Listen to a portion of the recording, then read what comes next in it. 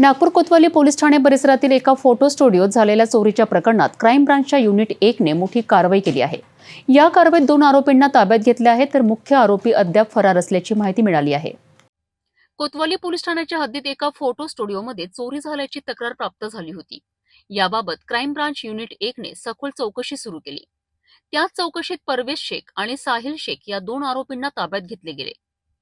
पोलिसांच्या माहितीनुसार आरोपींकडून 10,000 रुपये रोख रक्कम जप्त करण्यात आली आहे। मात्र चोरी झालेला महागडा लॅपटॉप आणि कॅमेरा अद्याप बरामद झालेला नाही। गिरफ्तार आरोपींना पुढील कायदेशीर कारवाईकरिता कोतवाली पोलीस ठाण्याला सुपूर्द केले आहे। पोलीस हे मुख्य आरोपी शोधण्यासाठी सखोल शोध मोहीम राबवित आहे। पोलिसांनी नागरिकांना सावधगिरी बाळगण्याचे आवाहन केले आहे। तसेच चोरीसारख्या घटनांबाबत त्वरित पोलीस ठाण्याशी संपर्क साधण्याचे आवाहन केले आहे। कोतवाली पोलीस स्टेशनमध्ये ऑगस्ट महिन्याच्या पहिल्या आठवड्यामध्ये एका दुकानामधून फोटो स्टुडिओमधून एक महागडा कॅमेरा, त्याचबरोबर लॅपटॉप आणि 30,000 रुपये रोख रक्कम अशी चोरी झाल्याबद्दल गुन्हा दाखल होता। या गुन्हा केलेल्या आरोपींबद्दल युनिट 1 क्राईम ब्रांचच्या पथकाला माहिती मिळाली होती। त्यांनी संशयावरून परवेज उर्फ सुलतान शेख राहणार हिंगणा यास ताब्यात घेतले। त्याच्याकडे सखोल चौकशी केली असता त्यांनी सदरचा गुन्हा त्याचा मित्र निसार शेख त्याचबरोबर साहिल राठोड यांच्या मदतीने केला असल्याचे कबूल केले।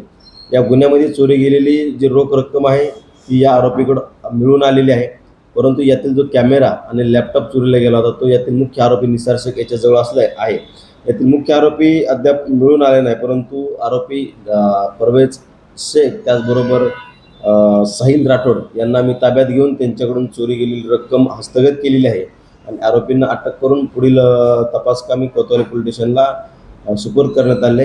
यातील जो पाहिजे आरोपी आहे निसार शेख याचा आम्ही शोध घेऊन पुढील गुन्ह्यामध्ये गेलेली इतर मालमत्ता हस्तगत करण्याचा प्रयत्न करीत आहोत। सदर कामगिरीमध्ये आम्हाला नागपूर शहराचे पोलीस आयुक्त श्री सिंगल सर, गुन्हे शाखेचे अपर पोलीस आयुक्त श्री परदेशी सर, गुन्हे शाखेचे DCP Shri Makanikar sir, ACP Shri Patil sir यांचं मार्गदर्शन लाभलं। यांच्या मार्गदर्शनाखाली युनिट 1 ने अशा प्रकारे गुन्हा उघडकीस आणण्याची कामगिरी केलेली आहे।